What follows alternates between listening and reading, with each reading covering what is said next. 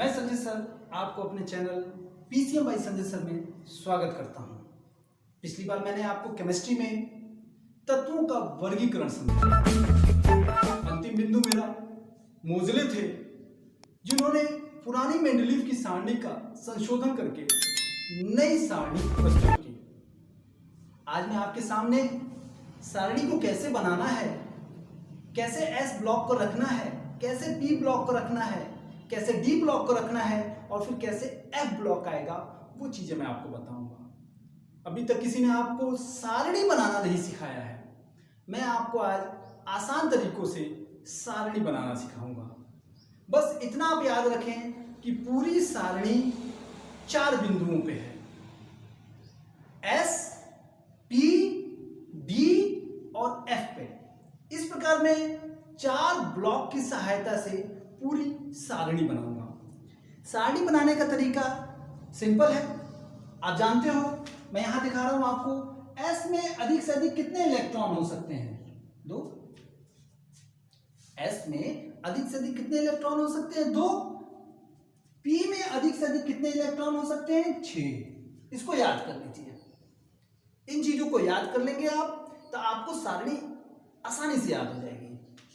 D में अधिक से अधिक आपके पास होंगे 10 और एफ में अधिक से अधिक होंगे आपके पास 14। एस में 2, पी में 6, डी में 10 और एफ में 14। बस इन्हें याद रखें, पूरी मेंडलीफ आपको याद हो जाएगी। मोज़ले ने किस तरीके से सारणी को सेट किया, उस चीज को समझो। अभी तक किसी ने आपको ये नहीं समझाया कि कहां से कैसे सेट हुआ। सबने अपना मैजिक नंबर दे दिया, आप मैजिक नंबर ले गए। अरे भाई ये that's a very easy. Magic number का कोई जरूरत नहीं है। आप एसपीडीएफ का यूज करें, पूरी सारणी बनेगी। कोई मैजिक नंबर नहीं, सिंपल तरीका। देखिए, सारणी बनाने का सबसे अच्छा तरीका, आप एक क्षैतिज रेखा खींचिए। क्षैतिज रेखा खींचने के बाद कुछ इस तरह और इस तरह की रेखा बनाएं।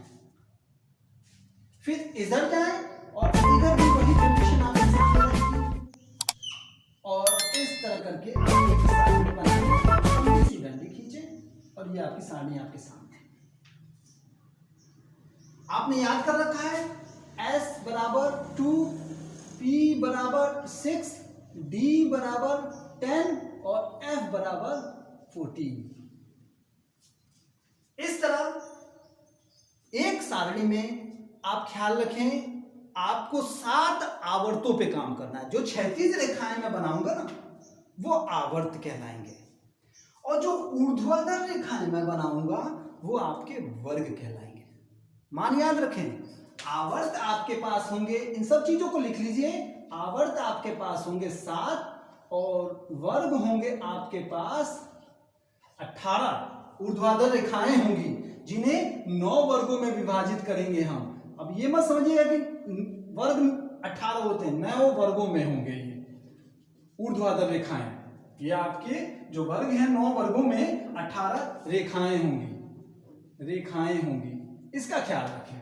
18 रेखाएं, अरे 7 वर्ग और उनके 7 उपवर्ग, तो 7 दूनी 14। 8वें वर्ग के 3 ऊर्ध्वाधर रेखाएं, 14 3 17 और एक आपका जीरो ग्रुप, जिसे नोबेल गैस कहा जाता है। नोबेल की श्रेणी जो अंतिम में जाएगी वो होगी। इस प्रकार आप कुल जोड़िए तो आपके पास 18 ऊर्ध्वाधर रेखाएं होंगी और 7 क्षैतिज रेखाएं होंगी। इन्हीं को एस, पी, डी, एफ में बांटा जाएगा। अब देखिए, मैं शुरू करता हूं यहां से, अपनी सारणी के अपने बाएं तरफ में। कुछ मत कीजिए, चुपचाप आप इसको 2 भागों में बांट दीजिए। बट गया आपका 2 भाग। यहां से इसको भाई रोक दीजिए, भाई रुक जाओ, अब तुम्हारा काम खत्म। बन गया आपका। मैंने बताया, फिर एक लंबी सी डंडी खींचिए। ये देखिए 2 वर्ग बन गए। 2 वर्ग किसके हैं? एस के। 2 वर्ग किसके हैं? एस के। तो ये पूरा आपका एस बन गया। अब इस एस में बांटिए। देखिए 7 मैंने कहा आवर्त बनाना है आपको, तो आपका ये देखिए ये बना और एक अलग से बना लीजिए। वो हाइड्रोजन जो है ना, वो आज तक क्लियर नहीं हुआ कि वो 1A में बैठेगा कि 7A में बैठेगा। इस वजह से हाइड्रोजन दो जगह लेके बैठता है, 1A के साथ भी चलेगा और 7A के साथ, यहां भी आपके पास हाइड्रोजन जाएगा। क्षारीय प्रकृति भी होती है उसकी। तो इस प्रकार देखिए 7 में क्षैतिज रेखाएं बनाऊंगा, सिंपल बन गया। देखिए 1 2 3 4 5 6 7, देखिए 1 2 3 4 5 6 7 बन गया, पूरी सारणी बन चुकी है। अब यही कंडीशन आपको इधर भी करना है। आपके सामने ये जो रूपरेखा तैयार है, यही कंडीशन आपको इधर भी करना है। और इसको थोड़ा मैं डिलीट करूं ताकि आपके सामने पूरी सारणी दे सकूं। तो थोड़ा सा आप इंतजार करें, इसको डिलीट करना है मुझे, मैं इसे डिलीट कर देता हूं। देखिए ये आपका हो गया डिलीट, वेरी गुड। ये देखिए सिंपल, देखिए यहां पे 2 क्षैतिज रेखाएं आपने बनाई थी, इसमें भी आप 2 क्षैतिज रेखाएं बना दीजिए। फिर मैंने कहा इसको ऐसे करिए, तो इसको फिर आपने ऐसे कर दिया। फिर 2 क्षैतिज रेखाएं देखिए आपकी कंप्लीट हो गई। फिर एक हीलियम जो है, नोबेल गैस है, वो भी आपका किनारे जाके यहां बैठ जाएगा। ये बन गया आपका हीलियम का खाना। खाने कितने हो गए देखिए, 1 2 3, फिर देखिए 4, देखिए 5, फिर देखिए 6 7, 1 2 3 4 5 6 7, पूरी सारणी तैयार है। पूरी सारणी, यही है मेंडलीव की सारणी आपके सामने। अब इसको बनाने के लिए कई तरीके हैं। मैंने आपको क्या बताया, 7 क्षैतिज रेखाएं, 1 2 3 4 5 6 7, और मैंने आपसे क्या कहा, 18 ऊर्ध्वाधर रेखाएं। तो देखिए 2 ऊर्ध्वाधर रेखाएं दिख रही हैं। तो ये जो 2 ऊर्ध्वाधर रेखाएं हैं वो किसकी हैं, एस की हैं। किसकी हैं, एस की हैं। तो यहां आप चाहो तो एस लिख सकते हो। फिर उसके बाद किसको मैंने लिखा, पी को। तो देखिए एस यहां पे होता है तो पी यहां पे जाता है, बाएं में एस तो दाहिने में पी, एस पी। तो उसमें कितनी रेखाएं जाएंगी, देखिए ध्यान से, कितनी रेखाएं हैं, 6 जो ऊर्ध्वाधर रेखाएं हैं वो पी की हैं। तो इसमें आप 6 बस बना दीजिए ध्यान से, 1 2 3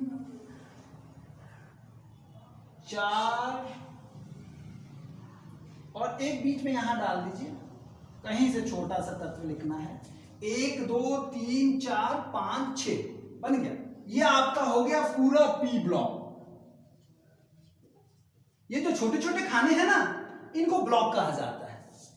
तो ये जितने भी इधर एलिमेंट्स हैं, जितने भी तत्व हैं, वो पी ब्लॉक के हो गए, और ये जो तत्व हैं वो एस ब्लॉक के हो गए। अब देखिए डी में कितने हैं, 10। तो डी ब्लॉक, ये एस ब्लॉक हो गया, ये पी ब्लॉक हो गया, और ये आपका डी ब्लॉक कहलाता है।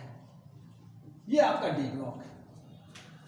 डी ब्लॉक में कितनी लाइनें आपको खींचनी है, देखिए बिल्कुल दिमाग दी, 10 लाइनें खींचनी है। 10 लाइनें मैंने खींच दी, देखिए 1 2 3 4 5 6 7 8 9, और फिर एक यहां बना लीजिए 10। काउंट कीजिए, देखिए 1 2 3 4 5 6 7 8 9 10। ये हो गया आपका डी ब्लॉक, पूरी सारणी तैयार।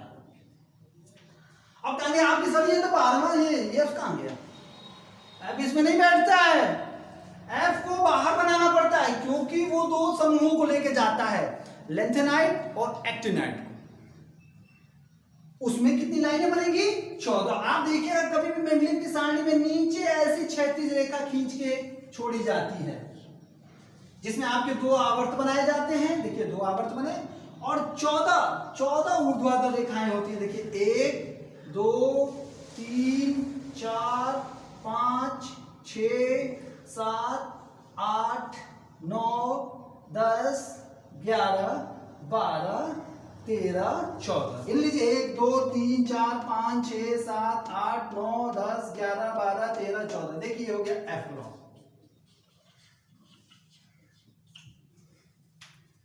तो आपके सामने तो क्लियर हो गया, पूरी सारणी आपके सामने है। एस ब्लॉक यहाँ पे, पी ब्लॉक यहाँ पे, डी ब्लॉक इस बीच में और एफ ब्लॉक यहाँ पे। तो आप ये भी देख लिया कि कैसे किसकी ऊर्ध्वाधर रेखाएं, एस में 2 ऊर्ध्वाधर रेखाएं, पी में 6 ऊर्ध्वाधर रेखाएं, डी में 10 ऊर्ध्वाधर रेखाएं और देखिए एफ में 14 ऊर्ध्वाधर रेखाएं, 1 2 3 4 ऐसे ऊर्ध्वाधर रेखाएं गिन लीजिए। तो 7 आपकी क्षैतिज रेखाएं जिनको आपने आवर्त कहा और 18 आपकी ऊर्ध्वाधर रेखाएं जिनको वर्ग की श्रेणी दी गई। अब इसमें क्रम कैसे होता है मैंने आपको बताया, तो ध्यान दीजिए। देखिए मैं एक ऐसी चीज बताने वाला हूं जो आपको किसी ने नहीं बताया। सबने 2 8 18 का गेम खेला, लेकिन ये नहीं बताया कि ये आवर्तों में कैसे सेट हो रहा है और वर्गों में कैसे सेट हो रहा है। मैं देखिए सिंपल सा, ये पहला खाना है, देखिए पहला आवर्त है एस, देखा आपने पहला नंबर क्या है एस। तो एस में कितने होते हैं, 2 तत्व होते हैं। मन में याद रखिए, देखिए पहला तत्व दूसरा तत्व, तो पहले आवर्त में कितने तत्व हुए, 2 तत्व। दूसरे में चलते हैं, देखिए इसमें एस भी है, देखिए एस है ना, एस के नीचे एस है और देखिए डी गायब है यहां से, तो कौन है, पी है। इसके सामने देखिए कौन है, यहां देखिए इसके सामने कौन है, तो ये है एस प्लस पी।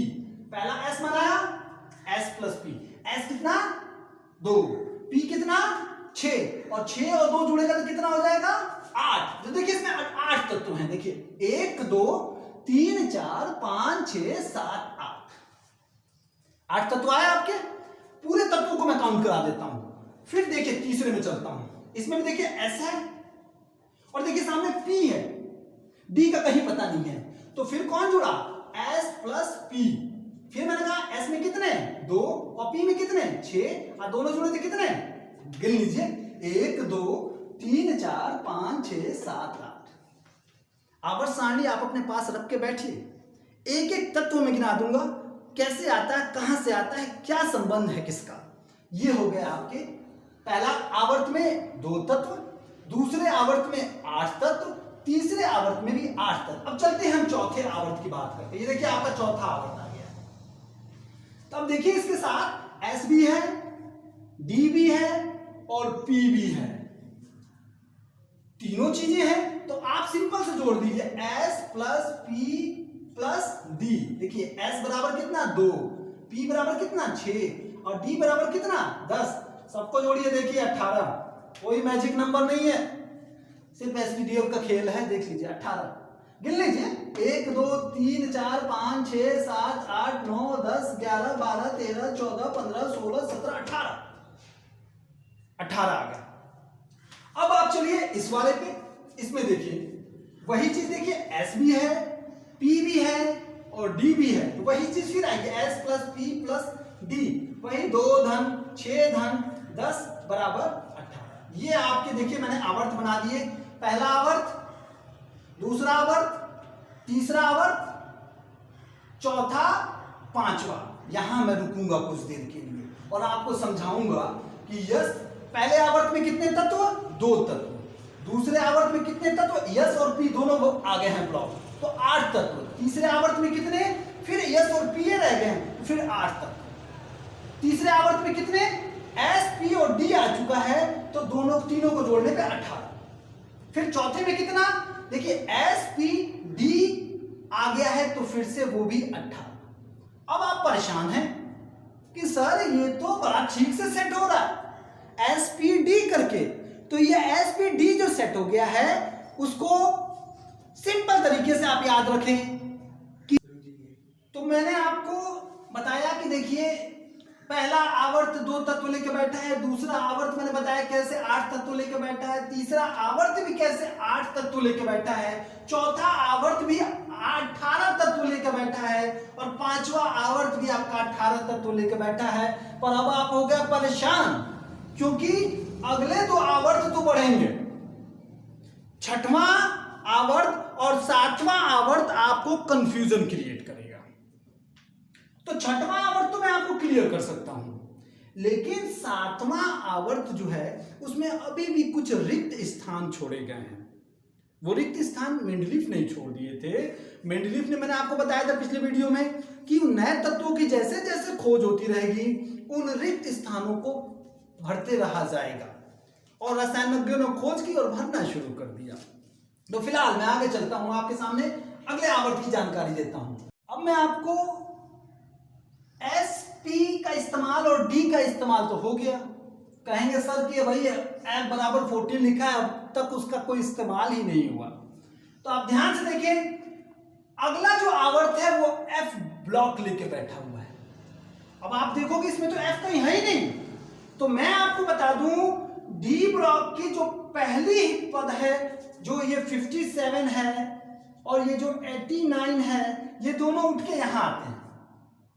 देखिए ध्यान से, 57 और 89। 57 के बाद आप जब सारणी को ध्यान से देखेंगे तो 58 यहां नहीं मिलेगा, 58 यहां मिलेगा, ये लेंथेनाइड समूह।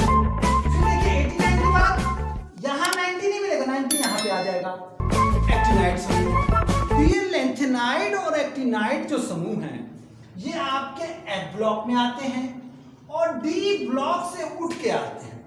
तो इनका क्रम संख्या भी यहां पे जोड़ दीजिए। तो अब देखिए S भी है क्योंकि S वाला पूरा है, फिर देखिए P भी है, सामने वाला देखिए इससे जुड़ा है, प्लस D भी है, D भी देखिए जुड़ गया। लेकिन अब D के साथ और कौन जुड़ गया, देखिए 57 के बाद यहां आ गया तो इसके साथ F भी आ गया। और देखिए जोड़िए आप, 2 6 10 प्लस 14, 14 10 24, 24 6 30, 30 तो 32। यानी आपने देखा कि आपके छठवें आवर्त में 32 तत्व हैं। 18 तत्व यहां बैठे हुए हैं और 14 तत्व F ब्लॉक में चले गए हैं। तो ये हो गए आपके छठवें आवर्त। सातवां आवर्त कंफ्यूजन है। क्यों? क्योंकि इसमें कुछ तो तत्व हैं और कुछ तत्व जो है रिक्त स्थान के लिए छोड़ दिए गए हैं। अब सबसे बड़ी चीज ये देखिए, कोई मैजिक नंबर नहीं, SPDF का काम था। अब मैं चलता हूं आपको यह समझाने के लिए कि इसमें कौन से ब्लॉक के कितने ऊर्ध्वाधर रेखाएं क्यों हैं। अब देखिए फिर यस पे खेलते हैं। मैंने कहा ना आपको पूरी सारणी SPDF। S में कितने संख्याएं हैं, देखिए S बराबर आपने कितना लिखा है, 2। तो 2 का मतलब होता है 1 और 1, यानी कि S के 2 वर्ग हैं। ये देखिए, ये जो S है इसको लिखा जाता है S1 या फिर S2। ख्याल रखिएगा, S ब्लॉक को 2 भागों में बांटा गया है। एक को S1 कहा जाता है और एक को S2 कहा जाता है। अभी मैं एक और कमाल आपको दिखाऊंगा इसी सारणी में। देखिए, अब S1 पहला जो है वो S1 होता है, याद रखिएगा, और दूसरा जो है वो S2 होता है। कभी भी याद रखिएगा, ये हमेशा रहेगा S1 और ये हमेशा रहेगा S2। S1 block, S2 block. S1 में देखिए, S1 की क्या, क्यों वो S1 में है, सबसे बड़ी चीज, आखिर वो S1 में क्यों है, क्यों वो S2 में नहीं है। फिर आप कैसे पहचानोगे कि ये S ब्लॉक का तत्व है। इसका सबसे सिंपल और आसान तरीका है कि जिस तत्व की अंतिम कक्षा में S1 पाया जाए वो S ब्लॉक का S1 कहलाता है, और जिस तत्व की अंतिम कक्षा में S2 पाया जाए वो S ब्लॉक का S2 है। तो चलिए मैं आपको यह भी समझाता हूं कैसे S1 है और कैसे S2 है।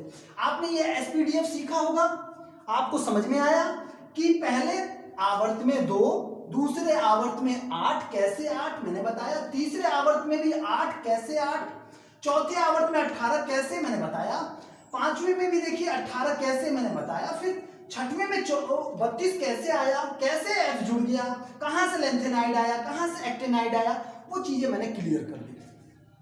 अब मैं आपको S ब्लॉक के बारे में समझाने चाह रहा हूं। ये देखिए आपकी सारणी में ये है S ब्लॉक, याद रखिए ये है P ब्लॉक, ये है D ब्लॉक और ये है F ब्लॉक। पहले मैं S ब्लॉक कैसे है और उसको कैसे भरना है वो चीज मैं बताऊंगा। आज आप पीरियोडिक टेबल ढंग से देख लीजिए, विश्वास कीजिए किताब छूने की जरूरत नहीं पड़ेगी, आपको सब कुछ यही याद हो जाएगा। तो ये देखिए, ये चीजें अब मैं मिटाने जा रहा हूं क्योंकि मुझे और भी चीजें समझानी है। तो ये देखिए आपका ये मिट गया। अब मैं चल रहा हूं आपको समझाने। देखिए ये देखिए क्या, ये S1 है और ये S2 है। ये S1 क्यों है मैंने बताया अभी, और ये S2 क्यों है ये बताता हूं मैं। तो देखिए पहले आवर्त को 1s1, अब ये देखिए मैं आवर्त कैसे आप ज्ञात करोगे कोई चीज। ये देखिए 1s1 है, ये 2s1 है, ये 3s1 है। देखिए तीसरा आवर्त, आगे नंबर लिख दिया गया 4s1, 5s1, 6s1 और 7s1। इनकी बाहरी कक्षा में यही संख्याएं होंगी जो मैंने बताया। 1s1 देखिए हाइड्रोजन, इसके अंतिम कक्षा में देखिएगा इसका जो इलेक्ट्रॉनिक कन्फिगरेशन होता है 1s1 होता है, क्योंकि पहले आवर्त में इसलिए 1 लिखा। इलेक्ट्रॉन की संख्या कितनी होती है 1। अब मैं श्रेणी बना रहा हूं। देखिए दूसरा आता है लिथियम, दूसरा है आपका लिथियम, सोडियम, ये मैं सभी तत्वों के नाम भी आपको बताता जाऊंगा। ये देखिए आप ध्यान से देखें इस चीज को। इसको याद करने का सबसे सरल तरीका, ये हीलियम या हाइड्रोजन जो है मैंने बताया अपवाद है, इसलिए इसे ना याद करें। अब मन करें तो याद ही कर लें, है तो को रखें।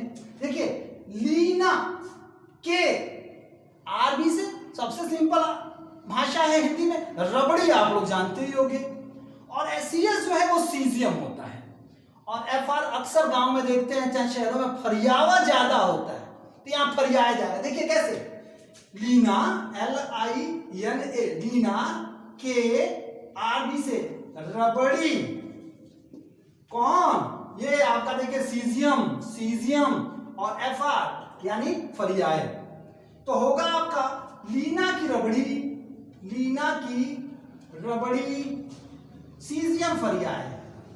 इससे आपको तत्व भी याद हो गए। और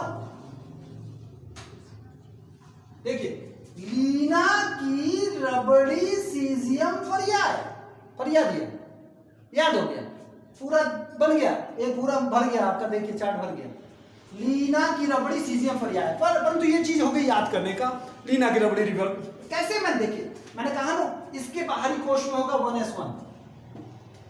लिथियम 3 नंबर आता है 1s2, 2s1। देखिए बाहरी कोश में 2s1, देखिए 2s1 होगा 2s1।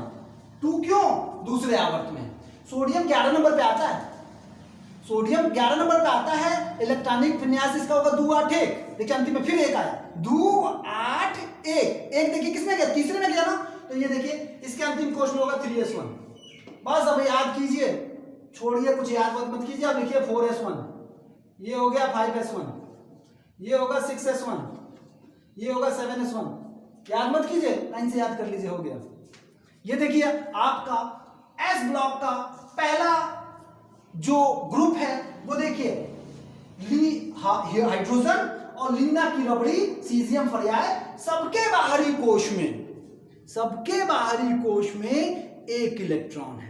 देखिए 1s1, 2s1 दूसरे आवर्त में है, तीसरे आवर्त में है तो 3s1, चौथे आवर्त में है तो 4s1, पांचवें आवर्त में तो 5s1। इनके बाहरी कोश में सीजियम में भी 6s1 और फ्रेंसियम में भी 7s1।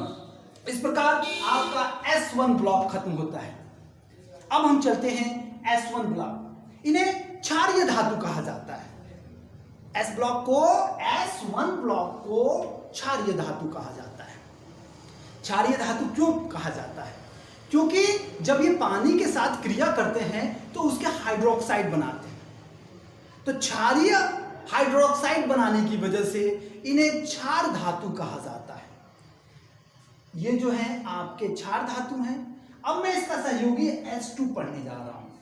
H2 जो है उसे क्षारीय मृदा धातु कहा जाता है। क्षारीय मृदा धातु कहा जाता है। तो इसका देखिए मैंने याद कर रखा है, बेटी मांगे, बी से बेटी आप लिख सकते हो, Mg से मांगे, Ca से कार, Sr से स्कूटर और बी ए से बड़ा और आर ए से रेडियो। बेटी मांगे कार स्कूटर बड़ा रेडियो, याद हो गया। देखिए, बेटी मांगे कार स्कूटर बड़ा रेडियो बन गया आपका। ये आपका बना S2। ये कौन सा ग्रुप है? S2 है। क्यों S2 है? क्योंकि इन सभी के बाहरी कोश में 2 इलेक्ट्रॉन पाए जाएंगे। देखिए सिंपल तरीका कैसे, इन्हें क्षारीय मृदा धातु कहा जाता है। इन्हें क्या कहा जाता है? क्षारीय मृदा धातु। क्षारीय मृदा धातु क्यों कहा जाता है? क्योंकि ये पृथ्वी की क्रस्ट में, पृथ्वी की परतों में पाए जाते हैं। पृथ्वी की परतों में पाए जाने की वजह से इन्हें क्षारीय मृदा धातु कहा जाता है। अब देखिए, बेटी मांगे कार स्कूटर बड़ा रेडियो, तो ये देखिए किस आवर्त में, देखिए ये होगा 2s2, याद रखिए। देखिए S2 है इसलिए दूसरे में होगा। ये देखिए ये तीसरे आवर्त में होगा 3s2, ये आपका हो जाएगा 4s2। ये देखिए 5s2, ये होगा 6s2 और ये होगा 7s2। बन गया। कितना सिंपल। बाहरी कोश में बेरियम में 2s2, मैग्नीशियम में 3s2, कैल्शियम में 4s2। क्यों 4? क्योंकि चौथे आवर्त, जिस आवर्त में है उस आवर्त का नंबर आगे लिख दिया मैंने। तो ये आपके सामने आ गया S1 ब्लॉक और S2 ब्लॉक। इन दोनों को मिला के S ब्लॉक कहा जाता है। यहां आपके सामने हाइड्रोजन हो गया, लिथियम हो गया, सोडियम S नहीं Na, पोटेशियम P नहीं K, ये सिंबल्स हैं। रुबिडियम, सीजियम और फ्रेंसियम। इस प्रकार आप सभी तत्वों के नाम भी याद कर सकते हैं सिंपल तरीका से। और चले beryllium, magnesium, calcium, strontium, barium, radium, ये आपके बन के आ गए बेटी मांगे कार स्कूटर बड़ा रेडियो। तो इस प्रकार आपने S1 ब्लॉक और S2 ब्लॉक को देखा। अब मैं आपको कैसे P ब्लॉक को भरना है वो बताऊंगा। P ब्लॉक आपके सामने अभी बनेगा और सब भरा जाएगा। क्रम से याद करते रहिए कैसे क्या बन रहा है। ये आपने S ब्लॉक देखे, ये S1 और S2। ये S1 क्यों? क्योंकि बाहरी कोश में देखिए सब में S1 है। ये S2 क्यों? क्योंकि बाहरी कोश में देखिए सब में S2 सब में देखिए S2 है। और जैसे जैसे आवर्त हैं वैसे वैसे, यानी 7 में ये जाएगा, 6 में ये जाएगा, 5 4 3 2 1, यानी 1 में ये बनेगा, 2 ये जाएगा, 3 ये जाएगा, 3 खाने बनेंगे, ऐसे ही करके बढ़ते जाते हैं। ये हो गया S ब्लॉक, जिन्हें क्षारीय धातु और क्षारीय मृदा धातु कहा गया। अब हम चलते हैं P ब्लॉक। P ब्लॉक ये है, देखिए काउंट कीजिए 1 2 3 4 5 6, देखिए P बराबर 6। तो इसमें अब इसमें भी आप कहेंगे कि सर इसमें कैसे पहचानूंगा कि कौन P का है, किस श्रेणी का है? तो बस सिंपल सा तरीका, बस याद रखिए। पहले को मानिए P1, जैसे मैंने S1 S2 माना था, इसको मानिए P2, इसको मानिए P3, इसको मानिए P4, इसको मानिए P5 और ये हो गया आपका P6। इसमें हीलियम आपको आ जाएगा, हीलियम नहीं जाएगा, हीलियम 6 पे नहीं जाएगा। तो इसमें देखिए पहला जो है ये P1 है, P1 B, ये क्या हो गया आपका? बोरॉन हो गया। ये क्या हो गया? बोरॉन हो गया। ये Al आपका एल्युमिनियम हो गया, Al एल्युमिनियम हो गया। G आपका आ गया, G आ गया और फिर In आ गया और फिर आपका Ti आ गया, ये आपका थैलियम है। देखिए इसे याद कीजिए, बैगन, आलू, गाजर इन थैला। बैगन, बी से बैगन, ए से आलू, बी से गाजर, आई से इन थैला, यानी बैगन, आलू, गाजर थैले में। अब इन तत्वों को देखिए, ये P1 को शो करते हैं। किसको शो करते हैं?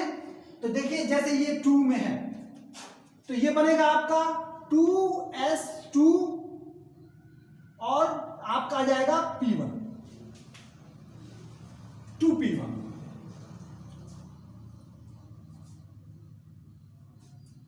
इसी प्रकार एल्युमिनियम जाएगा, एल्युमिनियम भी जाएगा। एल्युमिनियम को शो करने के लिए देखिए आपका काउंट कीजिए कितने नंबर पे आता है। 1 2 3 4 5 6 7 8 9 10 11 12 13। देखिए एल्युमिनियम आ गया 13 नंबर पे, ध्यान से देखिए। तो जब 13 को तोड़ेंगे तो वो टूटेगा कैसे? 1s2 2s2 2p6, ठीक है। अब देखिए 1s2 2 6 6 2 8 8 1s2 2s2 2p6 6 2 8 8 2 10 बच गया कितना? 3। तो आपका बन गया 3s2 3p1। ये देखिए तीसरे आवर्त में है तो 3p1। तो अंतिम कोश में कितना गया आप देखिए 3s2 3p1। उसी प्रकार आपका यहां पे अब देखिए 4 में आ गया तो ये हो जाएगा आपका क्या 4s2 4p1। ये 5वें पे आएगा तो हो जाएगा 5s2 5p1। ये 6वें पे है 6s2 6p1। इस प्रकार आप देखें आवर्तों के हिसाब से उनके क्रम में परिवर्तन हो रहा है। बोरॉन आपका 2 आवर्त में था तो 2s2 2p1, तो ये p1 समूह में आ गए। क्यों? क्योंकि इनके बाहरी कोश में एक इलेक्ट्रॉन है। देखिए p1, देखिए मैंने ऊपर लिखा p1। इसी प्रकार इसमें p2 आ जाएगा, इसमें p3 आ जाएगा, इसमें p4 आ जाएगा, p5 आ जाएगा, p6 आ जाएगा। तो ये आपका बन गया 2s2 2p1 3s2 3p1 4s2 4p1 5s2 5p1 6s2 6p1 6p1 और इस प्रकार आपका पहला शेड। तो इस प्रकार आपने ये P1 ब्लॉक देखा। लिखने में असुविधा हो रही है इसलिए मैं कुछ स्पेस चाहता हूं। S ब्लॉक मैंने आपको समझा दिया है, P ब्लॉक में समझा रहा हूं, तो अभी मुझे D ब्लॉक की जरूरत नहीं है, इसलिए इस जगह को मैं ले रहा हूं ताकि मैं आपको समझा सकूं। मेरे पास जगह रहेगी तो मैं आपको समझा पाऊंगा ढंग से। ये बोर्ड है, ध्यान से देखें।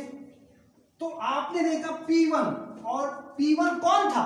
P1 वो था जिसके बाहरी कोश में P1 जा रहा था। देखिए 2s2 2p1 3s2 3p1 4s2 4p1। ये देखिए 4s2 4p1। ये देखिए 5वें नंबर पे गिन लीजिए, 5वें नंबर पे है तो 5s2 5p1। देखिए 6ठे नंबर पे है 6s2 6p1। ये देखिए बन गया आपका बोरॉन हो गया, एल्युमिनियम हो गया, गैलियम हो गया, इंडियम हो गया और थैलियम हो गया। तो ये आपके तत्व हो गए। तत्वों के नाम भी मैं लगातार बताते जा रहा हूं ताकि आपको याद रहे। याद करने का तरीका, बैगन आलू गाजर इन थैला, थैला यानी thallium, boron aluminium gallium indium thallium, ये आपको याद होगा। ये हो गया आपका P1 ब्लॉक। अब हम चलते हैं P2 ब्लॉक पे बात करते हैं। P2 ब्लॉक भी एकदम बिल्कुल इसी की तरह होगा, लेकिन जहां मेरा P1 था अब P2 हो जाएगा। जहां मेरा P1 था P2 हो जाएगा।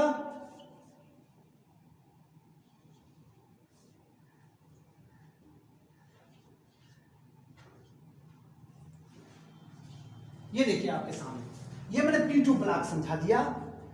C Si Ge Sn Tb। तो आपका कहे सीता जी, देखिए सी से मैंने यहां पे कहे कर दिया, सी से कहे, कहे सीता जी सुनो प्रभु। याद हो गया सिंपल, कहे सीता जी सुनो प्रभु। तो कहे सीता जी सुनो प्रभु क्या कहे? सी से carbon, Si silicon, Ge germanium, Sn tin का सूत्र होता है, टीन TiN टीन जो होता है वो टीन नहीं लिखा जाता, Sn लिखा जाता है। और Pb आपका लेड का सूत्र होता है, LED लेड माने Pb। अब इनका इलेक्ट्रॉनिक कॉन्फ़िगरेशन कैसे जाएगा ध्यान से देखें। तो फिर देखिए जैसे ये 2 था ये भी 2 ही होगा, दूसरे आवर्त में है 2s2 2p2। अब देखिए p2 क्योंकि 2 श्रेणी में 2 ग्रुप में है तो सब में p2 हो जाएगा। देखिए ये होगा आपका 3s2 3p2, देखिए फिर 4s2 4p2, ये देखिए यहां चलते हैं, ये देखिए यहां आएंगे ये हो जाएगा 5s2 5p2, यहां चलते हैं इसको लेते हैं 6s2 6p2, बिल्कुल वैसे ही, लेकिन अब p के साथ 2 आ गया। तो आपका p2 p के दूसरे वर्ग में है। फिर नए तत्व की खोज हुई है, उसका विवरण अभी तक कोई नहीं दे रहा है और मैं भी अभी नहीं देना चाहूंगा, क्योंकि आपका सिलेबस जो भी है अभी मेंडलीव के यहीं तक है। नए तत्वों की जो खोज है तो बीच में करके निकल के आया, जैसे इसके आगे निकल के आया है, उसकी जानकारी मैं अभी आपको नहीं दूंगा, यही नहीं देना चाहूंगा, क्योंकि अभी तक जो भी मेंडलीव की सारणी चल रही है वो इसी तरह से जो तत्व पाए जा रहे हैं उन्हीं की जानकारी दी जा रही है। तो ये हो गया कहे सीता जी सुनो प्रभु, नाम मैंने बता ही दिया, क्यों है क्योंकि ये p2 में है, तो ये p1 ब्लॉक हो गया, ये p2 ब्लॉक हो गया। p के कितने ब्लॉक्स हैं 6, 3 अभी 4 बच गए हैं। तो अब हम चलते हैं p3 की बात करते हैं, तो वो p1 और p2 की तरह ही p3 भी रहेगा। p3 जो है वो बिल्कुल ऐसे ही है।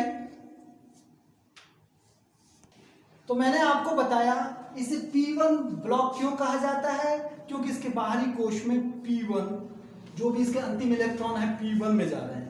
इसे p2 क्यों कहा गया, क्योंकि इसका अंतिम इलेक्ट्रॉन है वो p2 है, आपने देखा। अब हम चलते हैं p3 की बात करते हैं, तो p3 को हम भरते हैं,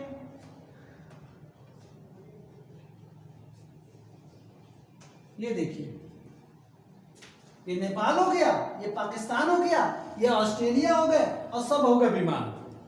ध्यान से देखिए, नेपाल पाकिस्तान ऑस्ट्रेलिया सब बीमार बना लीजिए, बन गया, पूरी सारणी याद होगी। बिना देखे आप पूरा देखिए कैसे वर्ग समझाते रहिए अपने आप, पूरी सारणी बनती जा रही है।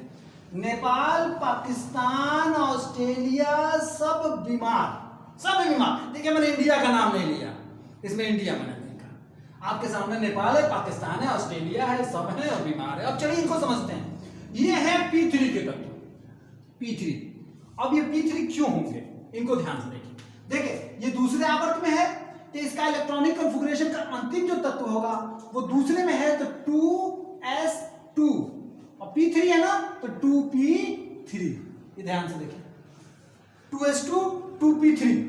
फिर आपका ये जा रहा है, तो ये देखिए तीसरे में आ गया, तो जब तीसरे में जाएगा तो ये होगा 3s2 3p3।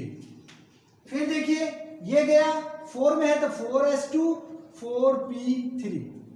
ये देखिए पांचवें में गया तो इसको बस 5s2 5p3, और ये छठवें में गया तो इसके लास्ट सब सेल्स आएंगे 6s2 6p3। ध्यान से देखिए 2 3 4 5 6, जैसे जैसे आवर्त वैसे वैसे संख्या। पहला है 3s2 3p3, 4s2 4p3, 5s2 5p3, 6s2 6p3, ऐसे करके बनता चला गया। जैसे जैसे आवर्त बढ़ रहे वैसे वैसे उनके आगे नंबर है। देखिए ये N से नाइट्रोजन हो गया, N से आपका नाइट्रोजन, P से फास्फोरस, आर्सेनिक, एंटीमनी, बिस्मिथ। ध्यान से देखिए nitrogen, phosphorus, arsenic, antimony, bismuth. Nepal Pakistan Australia सब बीमार। ये हैं P ब्लॉक के तीसरे p3। तो p1 हो गया, p2 हो गया, p3 हो गया। अब हम चलेंगे p4 पे। इस तरह आप, अब चलिए हम p4 की बात करते हैं। आपने p1 देखा, p2 देखा, p3 देखा, p4 पे चलते हैं। p4 की भी पहचान बिल्कुल ऐसी ही है, लेकिन पहले मैं इसके नंबर से लिख ले देता हूं।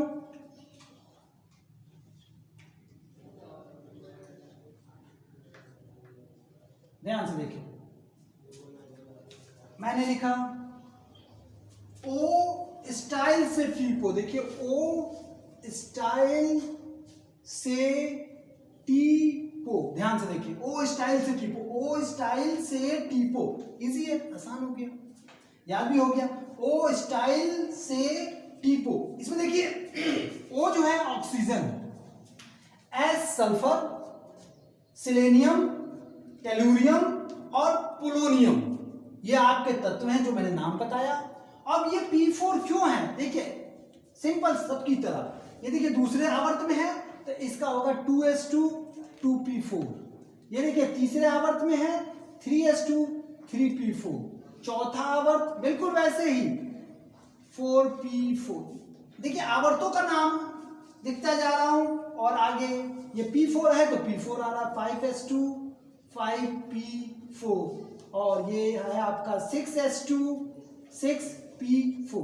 तो देखिए चौथे आवर्त में होने के कारण ये देखिए आपका छठवां आवर्त है, ये आपका P4 का चौथा है, तो सब में देखिए P4 आया है, ध्यान से देखें सब में P4 आया है। तो जिसके लास्ट में अंतिम इलेक्ट्रॉन जो है P4 में जाते हैं वो आपका आता है P4 ब्लॉक में। तो ये हो गया आपका P4। देखिए इसको याद करने का तरीका आसान, O स्टाइल से T पो। तो इस प्रकार आपके P4 ब्लॉक हो गए। अब हम चलते हैं P5 ब्लॉक में। P5 ब्लॉक जो है इसके बाद ही आएगा और P5 ब्लॉक को अब हम पढ़ने जा रहे हैं, तैयार हैं P5 के लिए।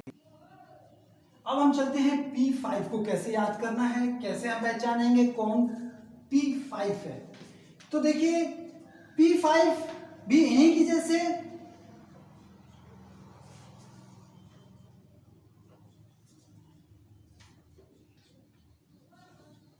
ये ध्यान से देखिए FCl Br I80।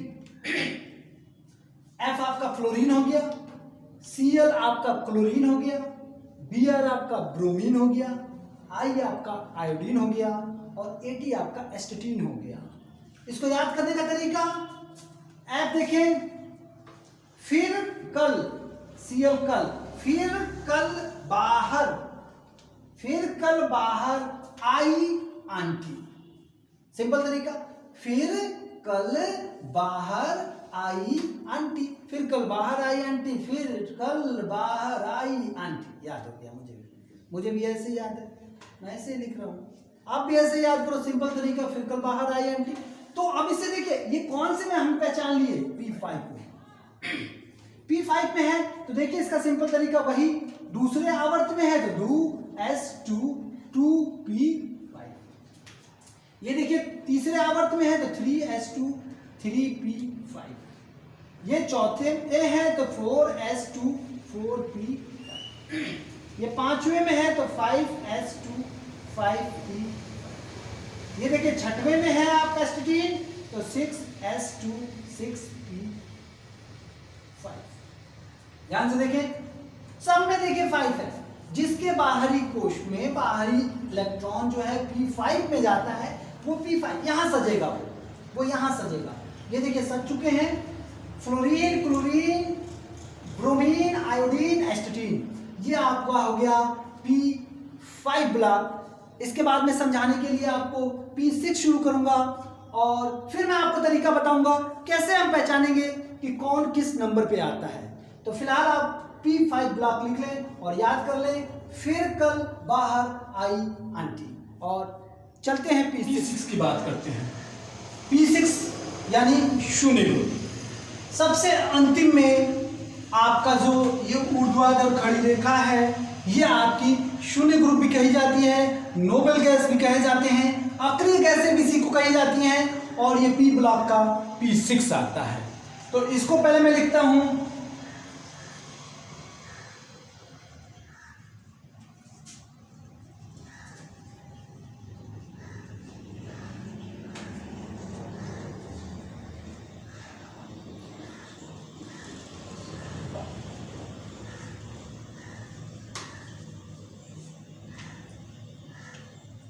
आप इसको ध्यान से देखें। इसको अगर याद करने का तरीका है तो देखिए, हे नेता और कर्मचारी जीवित रहें। ध्यान से देखिए, हे नेता और कर्मचारी जीवित रहें। सिंपल तरीका। अब चलते हैं हम बात करते हैं इसका इलेक्ट्रॉनिक कॉन्फ़िगरेशन। तो देखिए ये थोड़ा अपवाद है, एक्सेप्शन है। पहले देखिए पहले आवर्त में पढ़ रहा है तो इसका होता है 1s2, ठीक है ना, P6 में है लेकिन अपवाद है, नोबेल गैस है, तो ये आपका दूसरे आवर्त में पड़ता है तो 2s2 और 2p देखिए कितना है 6। आर्गन आपका 3s2 3p6, krypton 4s2 4p6, xenon 5s2 5p6 और रेडॉन 6s2 6p6। अब ध्यान से देखिए, यह आपका हीलियम हो गया, यह आपका नियॉन हो गया, यह आपका आर्गन हो गया, यह आपका क्रिप्टन हो गया, यह आपका जेनॉन हो गया और यह आपका रेडॉन हो गया। इसमें दो अक्रिय गैस है, जैसे आर्गन आपका बल्ब में पाया जाता है, अक्सर आपसे पूछा जाता है कि बल्ब में कौन सी गैस पाई जाती है, कौन सी अक्रिय गैस पाई जाती है, तो ये आपका आर्गन है। और ये जो रेडॉन है ना, जब कभी भी पृथ्वी पे कुछ ऐसी दुर्घटनाएं होती हैं जैसे भूकंप आ गया, सुनामी आ गया, उस कंडीशन में एटमॉस्फेयर में रेडॉन की मात्रा बढ़ जाती है। तो आपने देखा ये S1 समझा, S2 समझा, P1 P2 P3 P4 P5 P6 तक मैंने समझाया, SP आपको क्लियर हो गया। अब आपके सामने ये जो मेंडलीव की सारणी है उसमें आपने देखा होगा कि सारणी में एक नंबर लिखा रहता है, हर जगह नंबर लिखा रहता है। वो नंबर तो मैंने लिखा नहीं है, तो वो नंबर आप कैसे ज्ञात करेंगे वो तरीका मैं आपको बताने जा रहा हूं। मैंने शुरू में जब आवर्त सारणी शुरू की तो आपको बताया था कि पहले में 2 आवर्त होते हैं, फिर 8 होता है, ये देखिए इसके सामने मैं लाइन खींचता जा रहा हूं, फिर 8 होता है, फिर मैंने बताया था 18 होता है, फिर 18 होता है, फिर 32 होता है, कुछ ऐसे ही करके मैंने बताया था आपको। अगर आपके पास चार्ट होगा तो ध्यान से देखेंगे। तो परमाणु क्रमांक देखिए निकालने का सबसे आसान तरीका, हाइड्रोजन को मैंने लिखा 1 क्योंकि 1 नंबर पे आया है, हाइड्रोजन को 1 लिखा, 1 नंबर पे आया है। और देखिए अब 1 के साथ 2 जोड़े हुए हैं, कितना हो जाएगा 3। तो लिथियम आपका आता है 3 नंबर पे, लिथियम आपका आया 3 नंबर पे, 1 के साथ 2 जुड़ा 3 लिथियम। अब देखिए 3 के साथ 8 जुड़ेगा, ये सामने के नंबर अब जुड़ने शुरू हो जाएंगे। 3 के साथ 8 जुड़ा तो हुआ 11, 8 3 11, यानी सोडियम आपका आता है 11 नंबर पर। 11 के साथ 8 फिर जुड़ा तो ये हो गया आपका 19 नंबर, 11 8 19, 11 और 8 19। अब 19 के साथ 18 जुड़ा, 18 18 36 और 1 37, ये आपका आ गया 37। देखिए सब परमाणु क्रमांक बनने शुरू हो गए। 37 के साथ 18 जोड़िए तो 37 और 8 45 10 55, ये हो गया 55।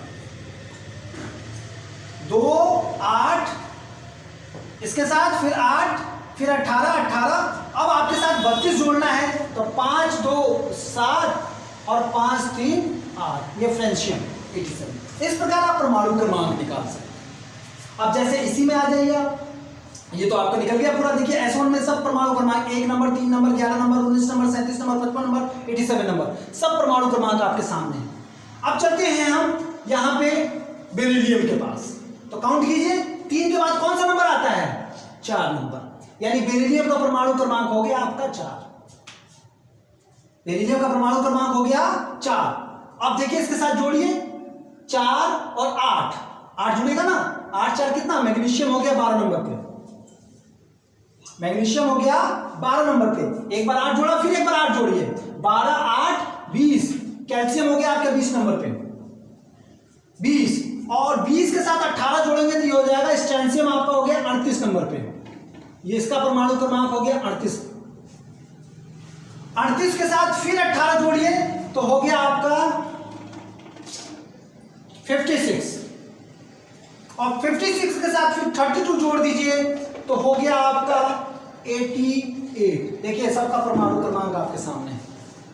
इस प्रकार पूरी मेंडलीव की आप परमाणु क्रमांक को निकाल सकते हैं। चलिए इधर चलते हैं, पी ब्लॉक पे चलते हैं।